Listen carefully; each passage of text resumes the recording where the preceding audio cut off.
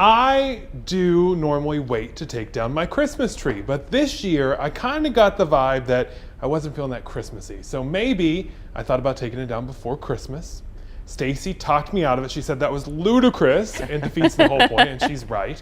What about you guys? I know, Chad, you don't put up a tree, but what about your family? How long do they wait? So it's been a tradition in our house that you leave the Christmas tree up until all of the needles have fallen off the Christmas tree. So it's usually when you can tell that it's starting to die and maybe become a little flammable, that's when it comes down. Yeah, my mom she said that they are gonna have to keep their tree up longer because we're visiting them a little bit later than we typically would. So she's like, I guess I'm gonna have to keep the Christmas tree up. I always think after a while they kind of start to smell, so you got to get the thing out of the house.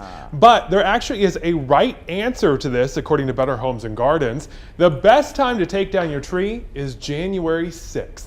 That is because it marks Epiphany, the holiday when the wise men make it to Bethlehem. So that signifies the end of Christmas officially. Okay, I did not know this. So that's like still, what, another 2 weeks about? So, yeah, you got a while longer of enjoying it. Although not everyone's following that. Look at what some folks in Greensboro were doing today. They already started chucking those trees right to the curb. You know. So my question is, are they still good by January 6th? Like, how long does it take for them to start falling apart? That is why a lot of people say to wait to buy your trees as long as possible. Okay. But you know, you drive around, you see these dying things on the side of the road, and it really makes you wonder if there's a better way. So enter this new trend, recycled Christmas trees. It is the hottest thing in Christmas decorations this year. And we're not talking about fake trees either. These are real trees you can use year after year. Farmers grow them in pots, and then you rent them for the holidays. So you bring them back home and then take them back to the farm when you're done. That way they can keep growing in bigger pots until next year.